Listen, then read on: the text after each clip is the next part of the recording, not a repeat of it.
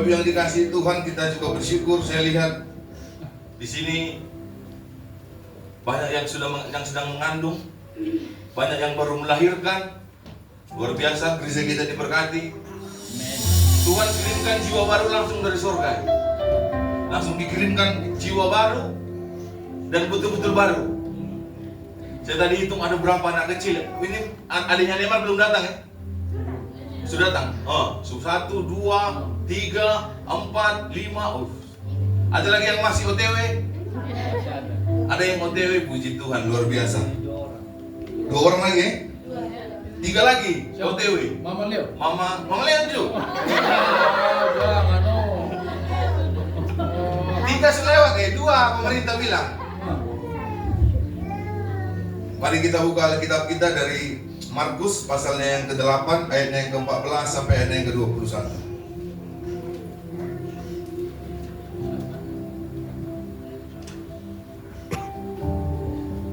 Dari Injil Markus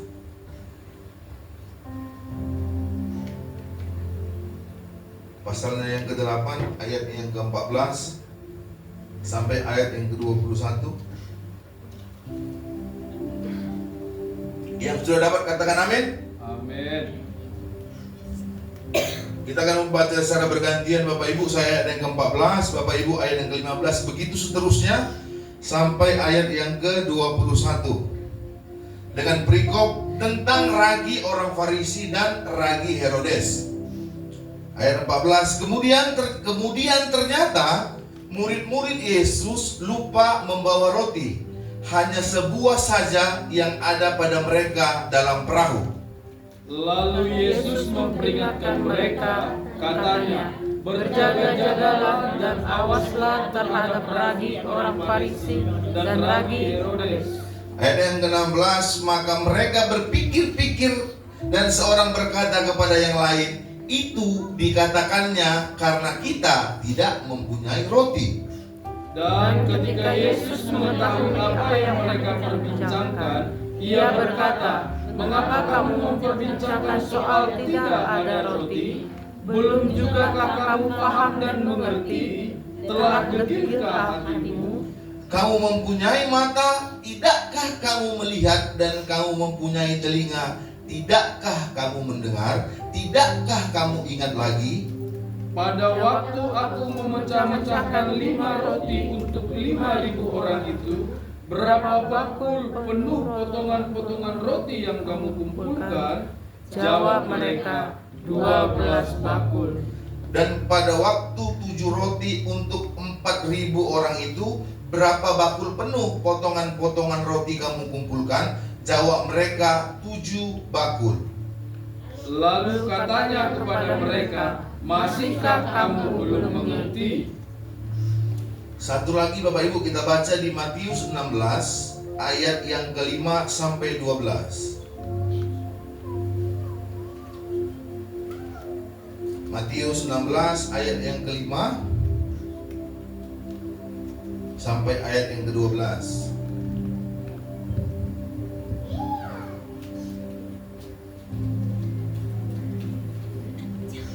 Saya baca ayat 5, Bapak Ibu ayat 6, begitu sampai ayat yang ke-12. Dengan perikop yang sama tentang ragi orang Farisi dan Saduki. Pada waktu murid-murid Yesus menyeberang danau, mereka lupa membawa roti. Yesus berkata kepada mereka, berjaga-jagalah dan waspadalah terhadap ragi orang Farisi dan Saduki. Maka mereka berpikir-pikir dan seorang berkata kepada yang lain, itu dikatakannya karena kita tidak membawa roti. Dan ketika Yesus mengetahui apa yang mereka perbincangkan, Ia berkata, mengapa kamu memperbincangkan soal tidak ada roti? Hai orang-orang yang kurang percaya. Belum juga kamu mengerti? Tidak kamu ingat lagi akan 5 roti untuk 5.000 orang itu? Dan berapa bakul roti kamu kumpulkan kemudian? Ataupun akan 7 roti untuk 4.000 orang itu? Dan berapa bakul kamu kumpulkan kemudian? Bagaimana mungkin kamu tidak mengerti bahwa bukan roti yang kumaksudkan? Aku berkata kepadamu, waspadalah terhadap ragi orang Farisi dan Saduki. Ketika itu barulah mereka mengerti bahwa bukan maksudnya supaya mereka waspada terhadap ragi-roti, melainkan terhadap ajaran orang Farisi dan Saduki. Bapak Ibu yang dikasihi Tuhan, Markus dan Matius menulis cerita ini, menulis peristiwa yang terjadi ini, yaitu pada saat Yesus bertolak dan berangkat menggunakan perahu. Ada yang berbeda dari Markus dan Matius tadi? Bapak Ibu yang baca dan menemukan perbedaan? Apa yang beda? Ragi di Markus dikatakan ragi Herodes. Di Matius dikatakan ragi Saduki. Saya cari kenapa ini beda. Ternyata Bapak Ibu, Herodes dalam teks ini nggak bicara soal rajanya, tapi bicara soal Herodian. Herodian itu adalah orang-orang yang mendukung Herodes jadi raja. Saduki dan Herodian ini ternyata sama-sama sekutu. Mereka bekerja sama untuk menjatuhkan Yesus. Makanya Matius dan Markus sebenarnya Saduki dan Herodes ini ditunjukkan kepada kelompok yang sama. Nah, Bapak Ibu yang dikasihi Tuhan, kita buka Markus 8 tadi, dikatakan pada ayat yang ke-14, kemudian ternyata murid-murid Yesus lupa membawa roti. Bisa tampilkan korban bau. Hari ini kita akan belajar firman Tuhan di bawah satu tema, yaitu masihkah kau belum percaya? Ini menjadi pertanyaan nanti refleksi untuk kita semua. Tapi mari sama-sama kita belajar tentang firman Tuhan dalam peristiwa ini. Yang pertama dikatakan, kemudian ternyata murid-murid Yesus lupa membawa roti. Bapak Ibu yang dikasihi Tuhan, kata ternyata biasanya dipakai untuk membedakan ekspektasi dan kenyataan. Contoh, saya kira dia orangnya baik. Ternyata biasanya kata sambungnya apa? Ternyata jahat. Saya kira dia orangnya kaya. Ternyata saya kira dia orangnya ganteng. Ternyata jadi dia adalah kalimat pembanding antara satu dengan yang lain, antara ekspektasi dengan kenyataan. Nggak pernah dibilang, saya kira dia ganteng, rupanya ganteng banget. Saya kira dia kaya, ternyata kaya banget. Jadi biasanya itu dipakai untuk sesuatu yang bertentangan. Saya kira dia tinggi, ternyata pendek. Jadi dalam sambungan teks ini dikatakan, kemudian ternyata murid-murid Yesus lupa membawa roti. Hanya sebuah saja yang ada pada mereka di dalam perahu. Kemudian ternyata mereka lupa. Bapak Ibu yang dikasihi Tuhan, pada saat saya bikin teks khotbah ini, saya cari-cari kenapa dia menggunakan kata kemudian, ternyata. Rupanya banyak penafsir bilang Yesus itu udah ingatkan mereka untuk membawa persediaan roti. Kemudian ternyata mereka lupa membawa roti. Hanya sebuah saja yang ada pada mereka dalam perahu. Lalu Yesus memperingatkan mereka, katanya, berjaga-jagalah dan berawaslah terhadap ragi orang Farisi dan ragi Herodes. Bapak Ibu tahu ragi? Tahu ragi? Apa itu ragi? Untuk buat tape, untuk buat kue. Biasanya dipakai untuk bahan fermentasi. Ragi adalah jamur yang digunakan sebagai bahan dasar fermentasi. Bisa mengembangkan adonan roti. Jadi roti itu dibikin jadi ngembang kayak roti O. Roti itu bisa ngembang ya. Dia pakai adonan ragi, melembutkan tekstur, menghasilkan aroma yang khas. Bapak Ibu yang dikasihi Tuhan, saya pelajari ternyata untuk satu kilo tepung membuat kue cuma diperlukan 400 gram ragi. Berarti raginya itu ternyata sangat sedikit. Karena kalau raginya kebanyakan, kuenya jadi lembek. Jadi untuk 1 kilo tepung membuat roti, cuma sedikit diperlukan ragi.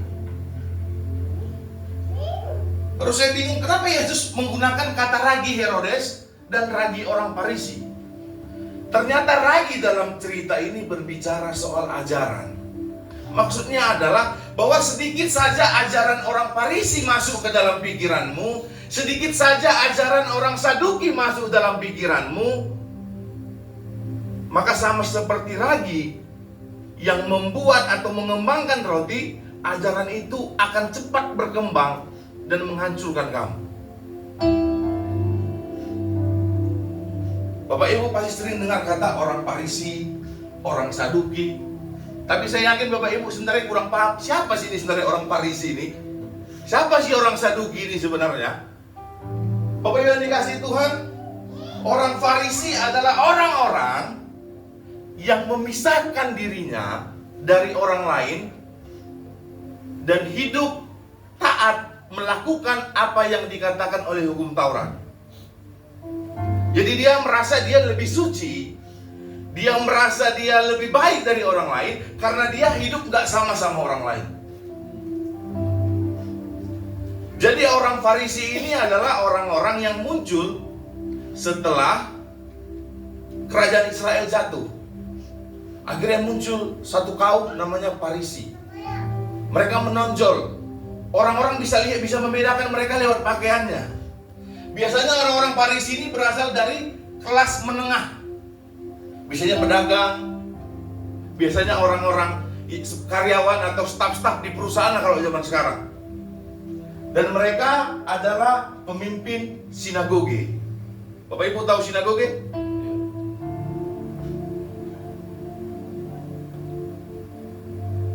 Jadi bangsa Israel itu kalau beribadah kan namanya bait suci. Itu kayak gereja mereka, tempat ibadah mereka yang besar lah. Tapi karena bait suci cuma ada satu di Yerusalem, gak mungkin semuanya datang ke sana. Karena bangsa Israel tersebar di banyak daerah. Akhirnya dibuat peraturan mereka boleh membentuk satu komunitas ibadah dinamakan sinagoge. Dan untuk membentuk sinagoge minimal di dalamnya harus ada 10 orang. Makanya Yesus bilang di mana satu atau dua orang berkumpul di situ aku itu untuk menyindir sinagoge sebenarnya. Bahwa nggak mau 10 orang, mau berapa orang, kalau mau ibadah aja.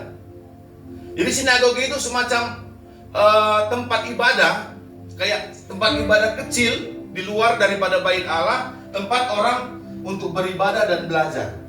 Kalau bahasa sekarang Bapak Ibu, kalau di agama tetangga kita, saudara kita Islam, itu sama seperti kayak surau sama masjid. Masjid itu tempat, kalau mau sholat Jumat harus di masjid, tapi surau itu tempat belajar. Itulah perbandingannya. Biar Bapak Ibu langsung paham contohnya. Jadi mereka ini adalah orang-orang yang memisahkan diri, orang-orang yang merasa bahwa hidupnya lebih baik daripada orang lain. Alkitab berapa kali catat mereka, dan Yesus berapa kali sindir mereka. Kita buka Matius 23 ayat 1 sampai 7. Matius 23 ayat 1 sampai 7.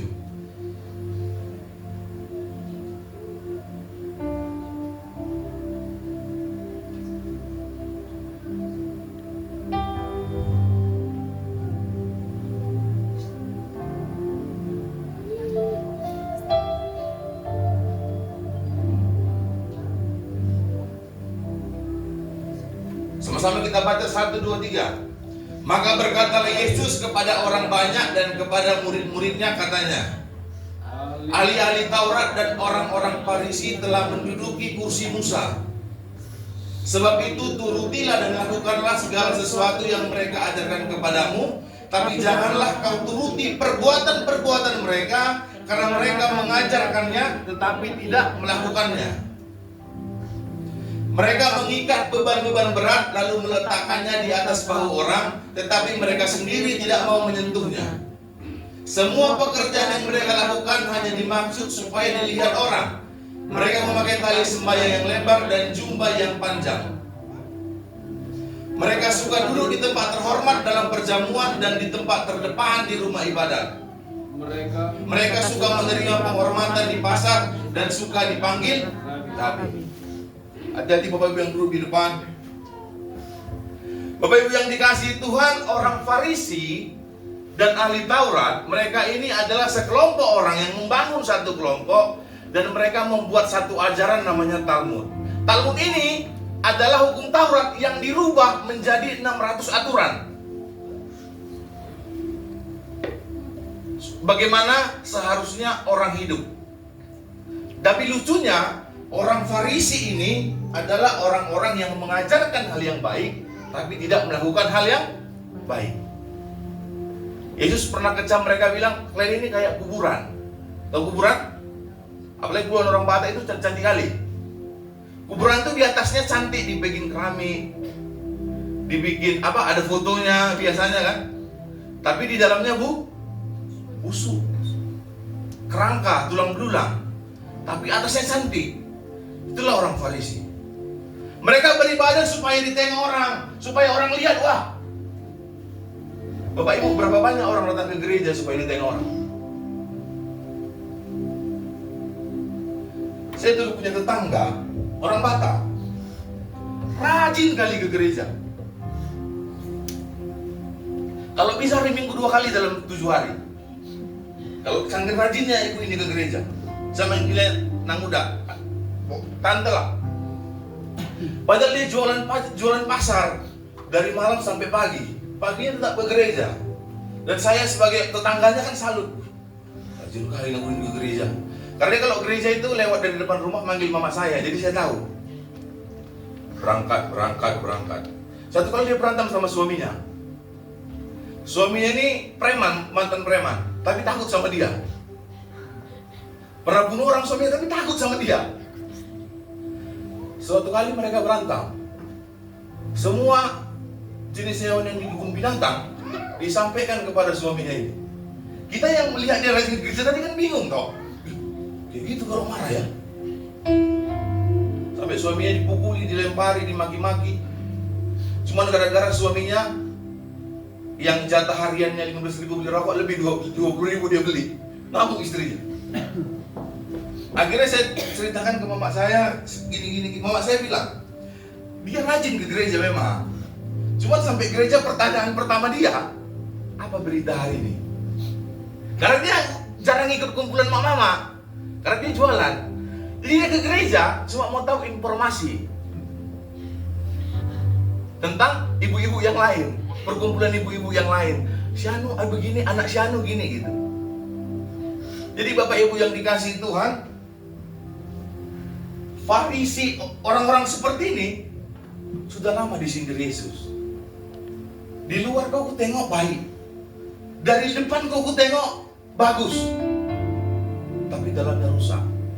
Cuman hebatnya Yesus, dia bilang sama murid-muridnya, bukan jauhi orang Farisi, bukan benci orang Farisi, terimalah ajarannya, tapi jangan tiru yang Yesus benci orangnya atau kelakuannya.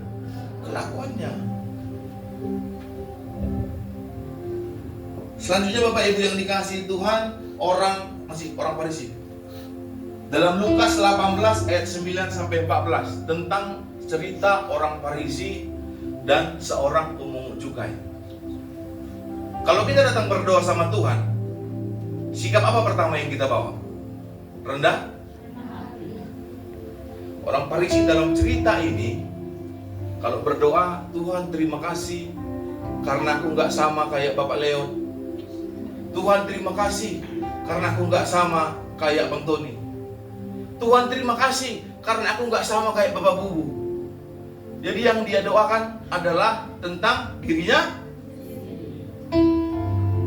Orang Farisi adalah orang yang paling suka membenarkan dirinya sendiri. Orang yang menganggap dirinya paling benar dari antara orang lain. Jadi kalau suami atau istrimu menganggap dirinya selalu benar, bilang, Farisi. Jika udah mulai di rumah kayak gitu, nggak mau disalahkan, dia Farisi. Herodes. Selanjutnya Bapak Ibu, orang Saduki. Nah, tadi orang Farisi ini orang-orang dari kaum menengah. Saduki ini orang-orang kaya, bangsawan. Kalau di Jawa dia darah biru, walaupun kalau dipukul tetap yang merah keluar. Dia darah biru, bangsawan mereka ini, orang-orang elit, Kalau mungkin di Bali mereka ini orang-orang yang berkasta.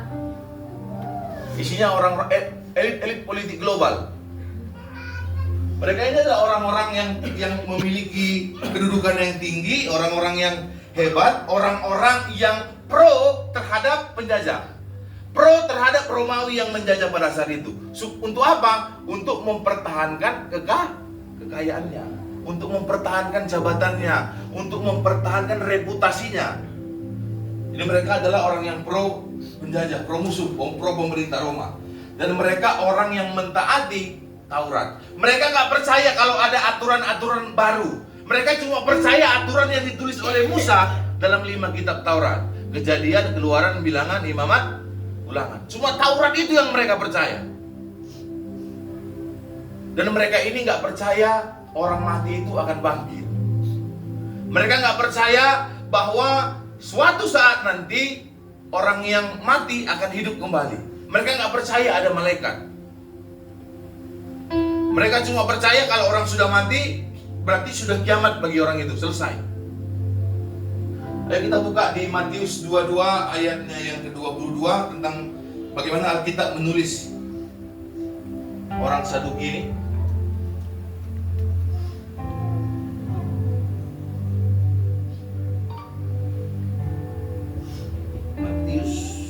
Di Matius 22 asalnya yang ke-22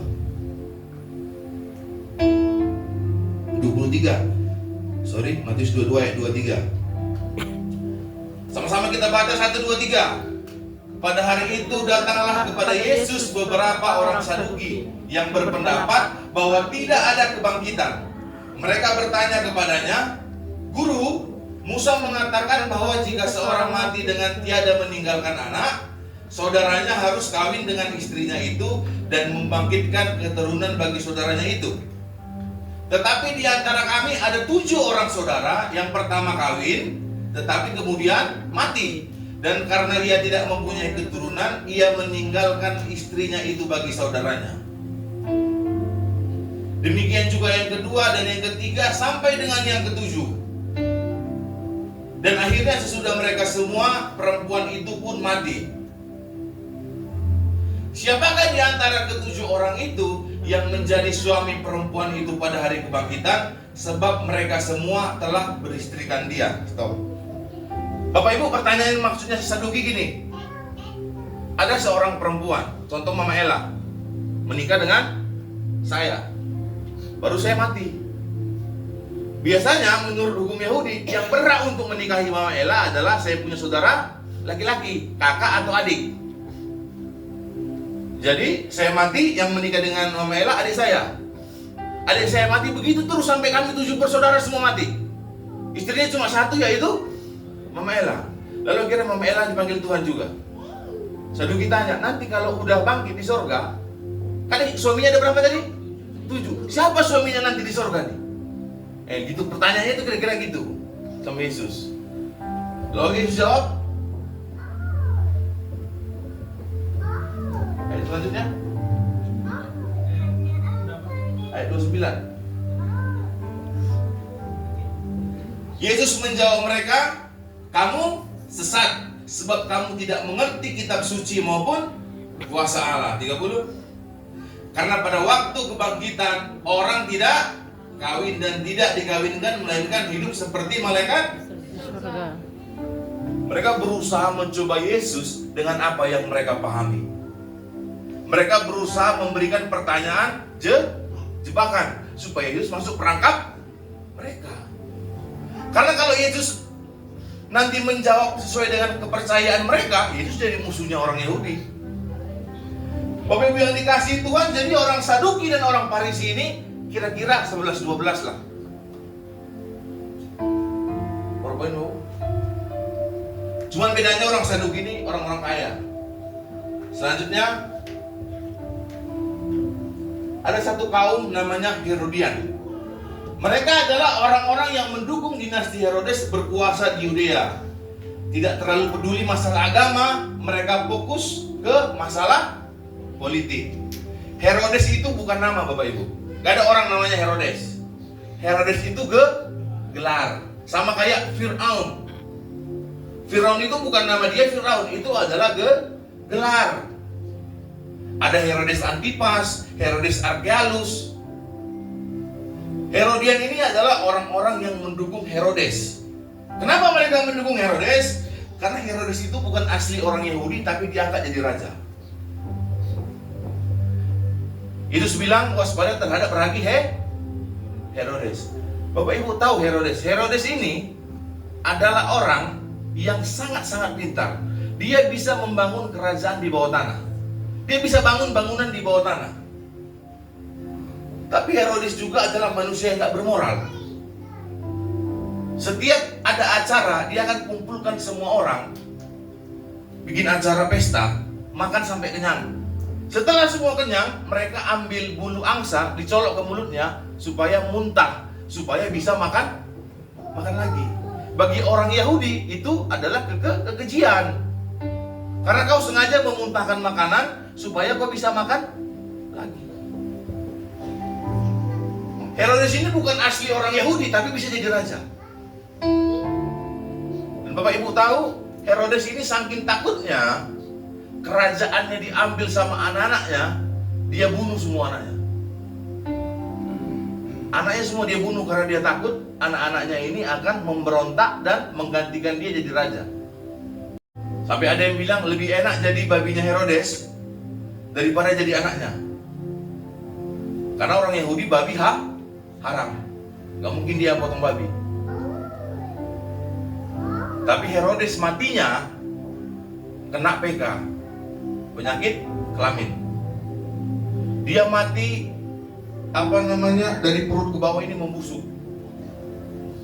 Makanya ada yang bilang Herodes ini adalah orang yang naik menjadi raja seperti rubah, memerintahnya kayak harimau, matinya kayak anjing.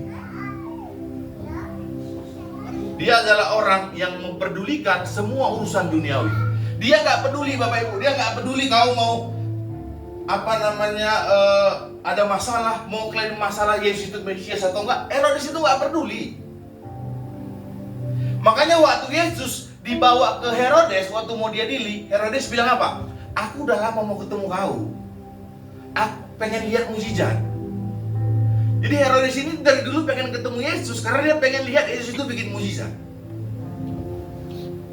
Bapak Ibu yang dikasihi Tuhan, ketiga aliran ini, ketiga kaum ini, ketiga golongan ini semuanya dikecam oleh Yesus. Dan Yesus katakan kepada murid-muridnya, jangan kau tiru ketiga kelompok ini. Jangan kau menjadi bagian dari ketiga kelompok ini. Jangan sampai ajaran ketiga kelompok ini masuk ke dalam pikiranmu. Kenapa? Secara lahiriah, secara umum, kelompok Saduki, kelompok Farisi, kelompok Herodes ini semua orang-orang yang secara dilihat mata yang taat sama Tuhan. Mereka ini orang-orang yang secara dilihat mata, orang ini orang-orang yang saleh. Tapi kelakuannya, cara hidupnya gak mencerminkan apa yang terlihat. Bapak Ibu, Yesus paling benci yang namanya kemunafikan.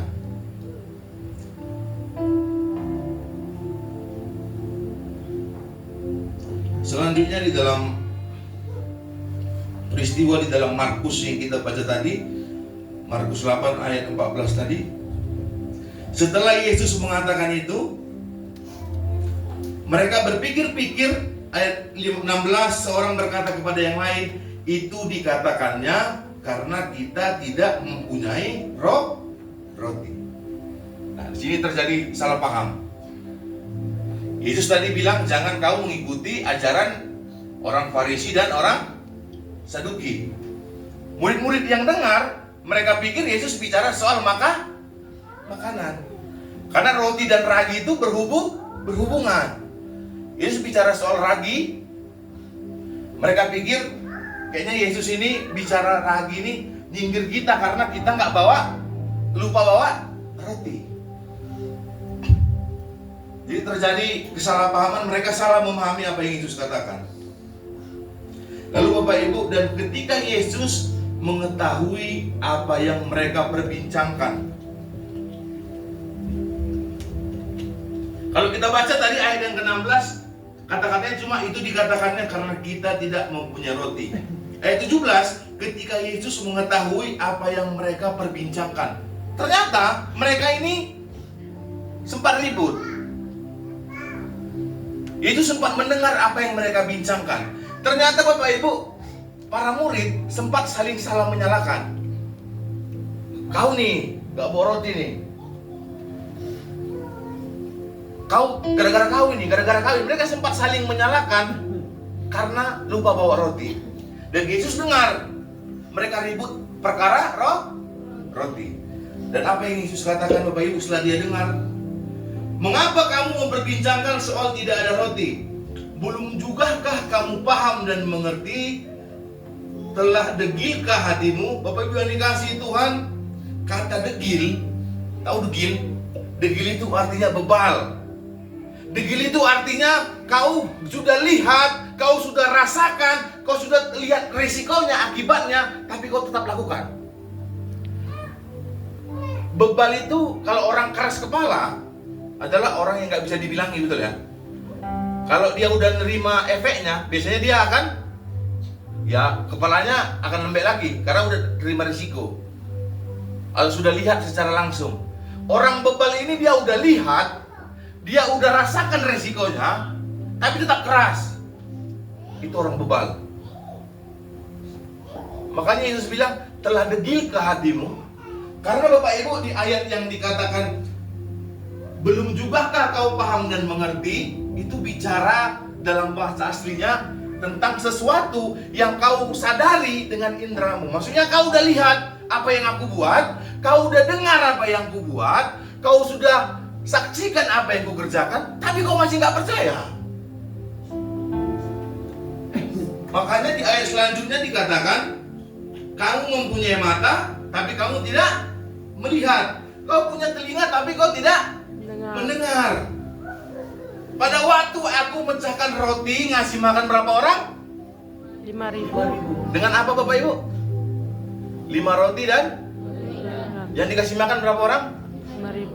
5.000 orang. Itu laki-laki ya, belum termasuk perempuan dan anak-anak. 5.000 orang laki-laki.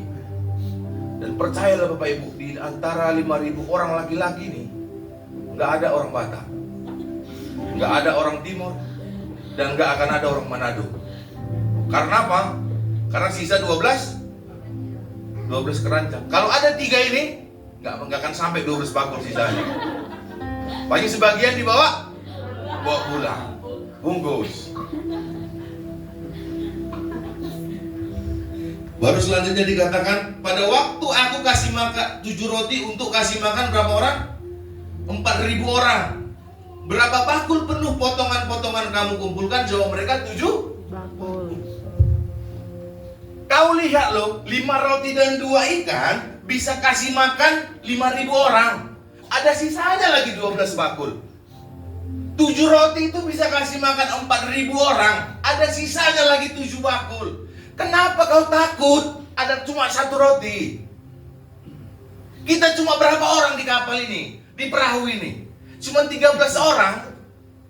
Kau ragu? Kau udah lihat aku kasih makan orang beribu-ribu, tapi kau ragu sama aku. Itu yang membuat Yesus marah, Bapak Ibu. Bapak Ibu yang dikasihi Tuhan, seorang teolog namanya Anthony Hoekema bilang gini, percakapan di perahu itu bukan sekedar bentuk kesalahpahaman, tapi itu adalah bentuk penyangkalan iman. Mereka udah lihat loh, Yesus itu kasih makan 5.000 orang cuma pakai 5 roti dan 2 ikan. Mereka lagi yang kerjakan. Tapi waktu mereka cuma punya 1 roti, mereka ragu. Mereka takut. Takut Yesus nggak bisa bikin itu cukup bagi mereka. Bapak Ibu yang dikasihi Tuhan, persoalan yang sering terjadi di dalam kehidupan para murid pada saat itu adalah mereka nggak percaya. Pada saat Yesus bangkit, Yesus mati, apa yang mereka lakukan? Mereka kembali ke kehidupan yang lama. Kenapa? Karena mereka juga nggak percaya bahwa Yesus itu bangkit. Bapak Ibu, kalau kita baca Alkitab, tahu Petrus ya? Petrus itu saking dia kerasnya, Tuhan kasih nama dia Kefas. Kefas. Petrus itu dari kata Petra. Petra itu artinya batu. Petrus itu orang yang keras. Waktu Yesus ditangkap di Taman Getsemani, dia yang kasih putus tentara punya telinga. Bapak Ibu coba bayangkan, waktu Yesus bangkit, yang datang ke kubur pertama kali siapa? Maria Magdalena. Bapak gembala kemarin. Bayangkan kalau yang datang itu pertama Petrus. Tiba-tiba muncul malaikat bilang, dia udah gak ada di sini. Apa ya? Pasti dipukul Petrus malaikat itu kan. Mana mungkin dia percaya? Tiba-tiba dia datang kuburan kosong. Ada yang duduk di situ bilang, Yesus yang kau cari begini. Petrus pasti emosi. Pasti dipukulnya malaikatnya. Makanya bukan dia yang pertama kali datang ditaruh Tuhan ke situ. Karena kenapa? Bicara karakter. Bapak Ibu yang dikasih Tuhan, para murid sampai di cerita ini, bahkan sampai Yesus mati, mereka nggak percaya Yesus itu bisa bangkit. Waktu Yesus mati, yang ada di salib itu cuma para perempuan. Murid Yesus cuma satu, namanya Yohanes. Cuma Yohanes yang berdiri di depan salib itu waktu Yesus disalibkan. Makanya di dalam Yohanes ditulis begitu besar kasih Allah, karena dia lihat pengorbanan itu langsung. Murid-murid yang lain kemana? Kocar kacir, semua ketakutan. Kenapa? Karena mereka juga belum percaya pada saat itu bahwa Yesus akan bangkit. Kenapa Bapak Ibu? Karena para murid juga memiliki ekspektasi yang sama dengan orang Yahudi, bahwa Yesus ini datang harus menjadi pembebas mereka secara politik. Yesus ini harus jadi Mesias yang membawa mereka itu lepas dari Romawi, harus jadi panglima perang. Mereka juga di dalam hati kecilnya merasakan ada ekspektasi itu. Makanya mereka kecewa pada saat Yesus mati.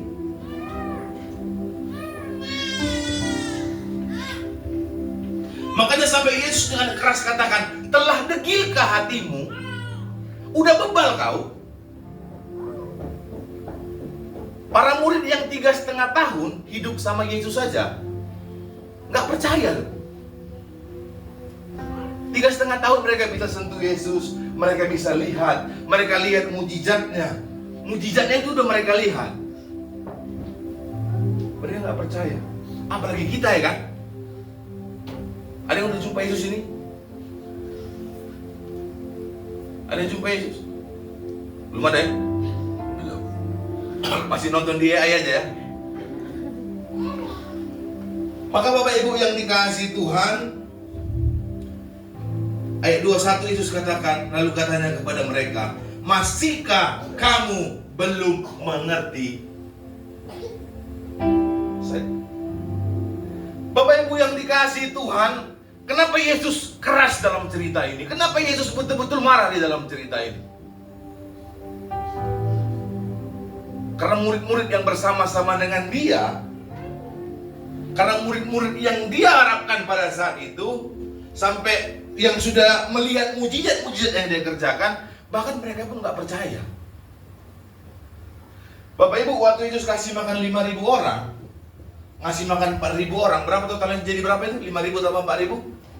9.000 ya. Kemana dia waktu Yesus disalib? Orang-orang ini. Kalau mereka ini jadi pasukan untuk bela Yesus, nggak mungkin Yesus disalib toh. 9.000 orang ini. Kemana mereka? Yang lihat mujizat ini juga.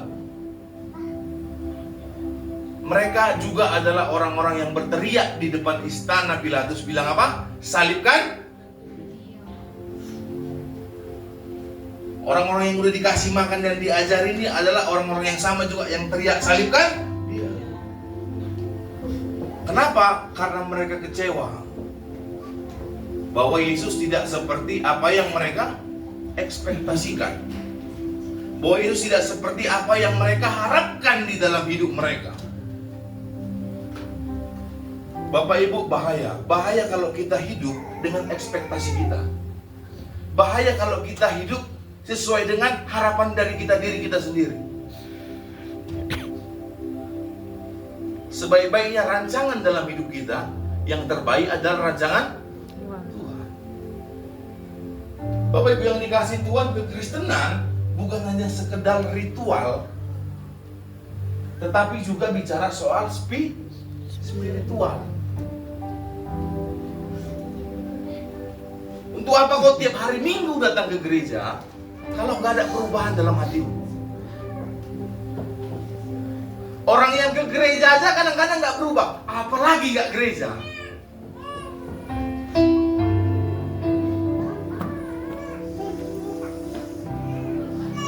Hubungan kita dengan Tuhan itu nggak bicara soal seremonial, Bapak Ibu. Itu bicara soal relasi. Itu bicara soal hubungan. Bagaimana kita membentuk hubungan kita dengan Tuhan. Kenapa? Karena untuk menjadi orang Kristen yang baik untuk dilihat orang itu sangat gampang. Tapi untuk menjadi orang Kristen yang baik dilihat Tuhan itu yang susah. Karena Tuhan bukan melihat penampilanmu, Tuhan melihat hatimu.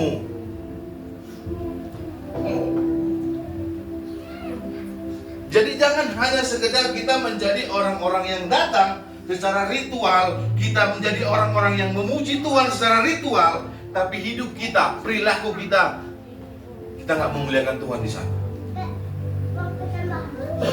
Bapak Ibu yang dikasihi Tuhan, satu kali ada seorang pemain sirkus. Kita kasih namanya Pak Tony ya, Pak Tony. Dia ini terkenal, jago. Dia bisa jalan di atas tali. Satu kali dia mau bikin pertunjukan yang luar biasa. Jadi dia mau jalan di atas air terjun Niagara. Tahu air terjun Niagara? Air terjun tertinggi di dunia. Jadi dibikin tali dari ujung ke ujung, gak pakai pengaman. Dia mau jalan di atas tali itu. Gara-gara dia jago dan terkenal, semua media liput dan semua orang datang untuk menonton pertunjukan itu. Banyak fansnya, banyak penggemarnya.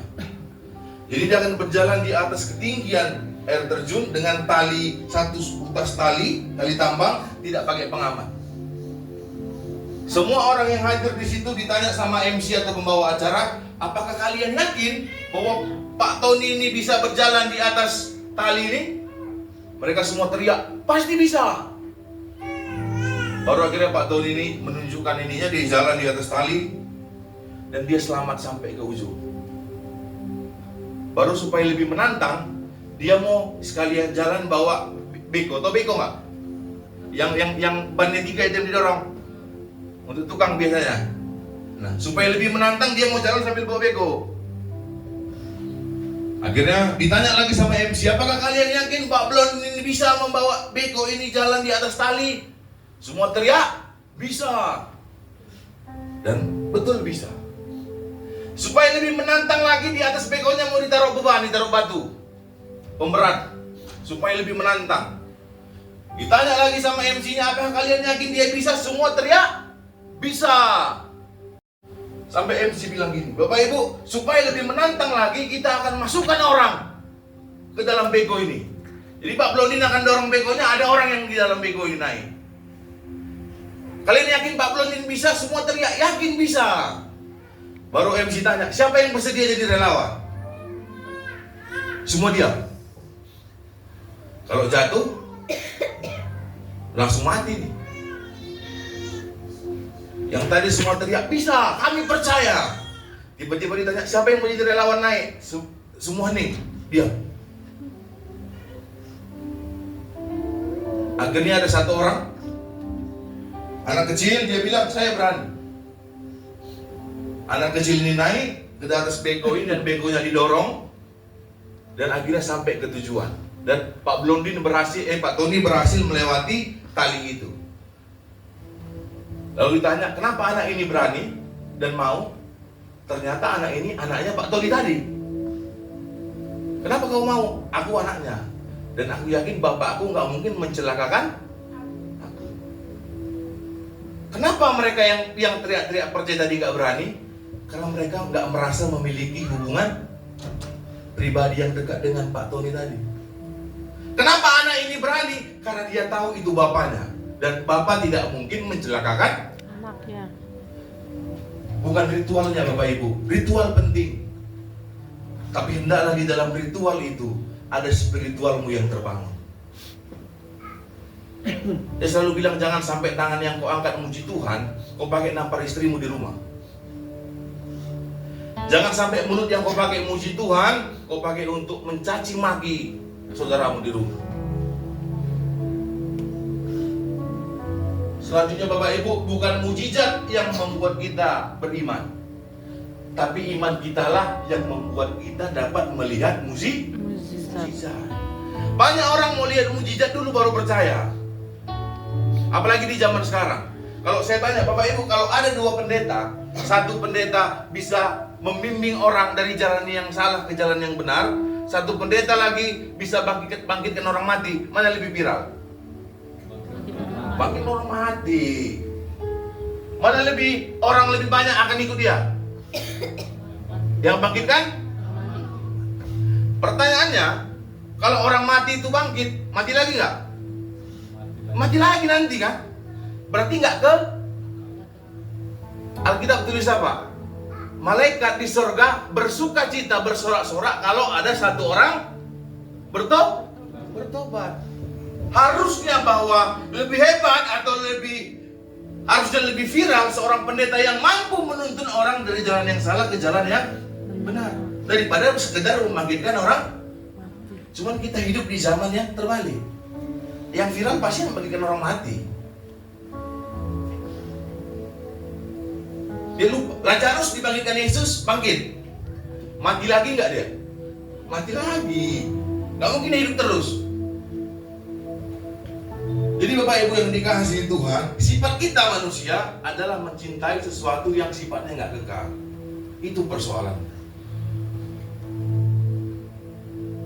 Yang ketiga Bapak Ibu, orang yang percaya kepada Kristus berarti harus mempercayakan hidupnya kepada Kristus. Jadi Pak Gembala cerita tentang masalah geopolitik. Pertalite susah dicari, pertama turbo naik ya, naik. Dan naiknya lumayan. Pertamax akan naik pelan-pelan ini, tinggal nunggu waktu.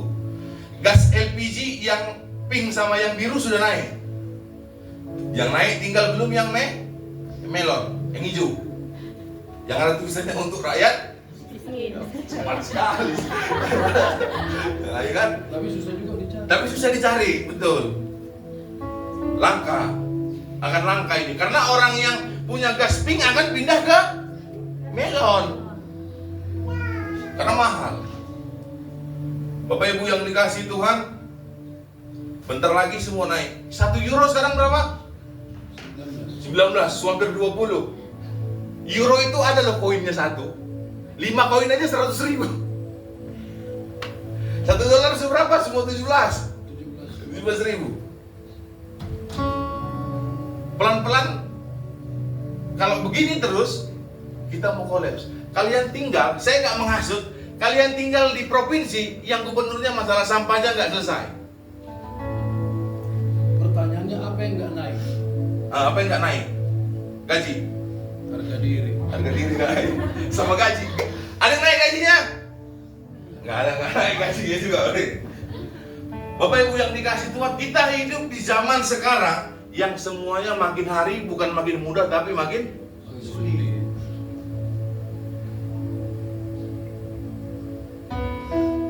Tapi Bapak Ibu yang dikasihi Tuhan, percayalah, orang yang mempercayakan hidupnya kepada Tuhan pasti akan terus Tuhan pelihara. Amin. Ada sini yang udah hidup 20 tahun, angkat tangan yang sudah hidup 20 tahun lamanya, 30 tahun. Malu-malu angkat tangan, gak apa-apa tahu umurnya, kami juga gak masalah Bapak Ibu. Yang sudah 40 tahun,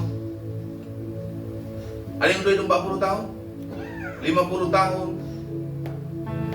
Bapak Ibu yang dikasih Tuhan yang hidup 30 tahun, 30 tahun Tuhan pelihara hidupmu. Yang hidup 40 tahun Tuhan pelihara hidupmu loh. Yang 20 tahun Tuhan pelihara hidupmu loh. Gak mungkin Tuhan bawa kau untuk jatuh. Gak mungkin 30 tahun Tuhan pelihara hidupmu, cuma endingnya kau mau dijatuhkan. Karena Allah yang kau sembah adalah Allah yang tidak pernah meninggalkan perbuatan tangannya. Rancangan Allah, rancangan apa? Rancangan Allah, rancangan damai sejahtera. 1, 2, 3 sama-sama katakan. Rancangan Allah adalah rancangan Damai sejahtera. Percayakan hidupmu sama Tuhan. Kerjakan apa jadi bagianmu, dan Tuhan kerjakan apa yang jadi bagiannya. Jangan sampai bagian Tuhan juga kau masuk jago-jagoan mau kerjakan. Alkitab tulis, diberkatilah orang yang mengandalkan Tuhan terkutulah orang yang mengandalkan dirinya sendiri. manusia. Andalkan Tuhan. Kalau hidupmu pun gak, hubungan spiritualmu gak bagus sama Tuhan, ya apa yang mau kita harapkan Bapak Ibu?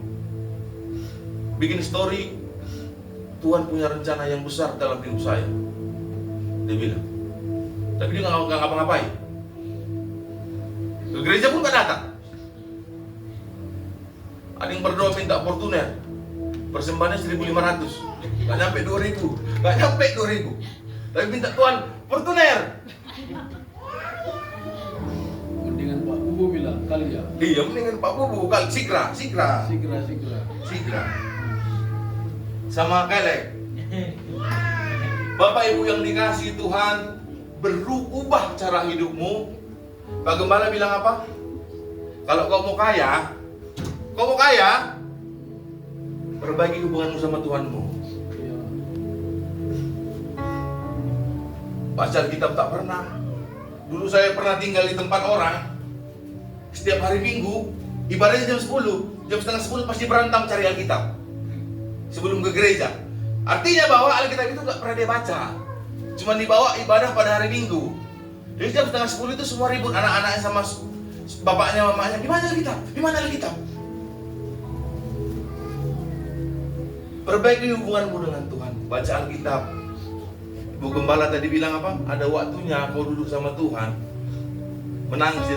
Tuhan itu Bapak Ibu yang dikasihi Tuhan, sampai kau bosan pun sampaikan masalahmu, Tuhan gak pernah bosan dengarnya. Saya ulangi, sampai kau bosan menyampaikan doamu sama Tuhan, Tuhan gak bosan mendengarnya.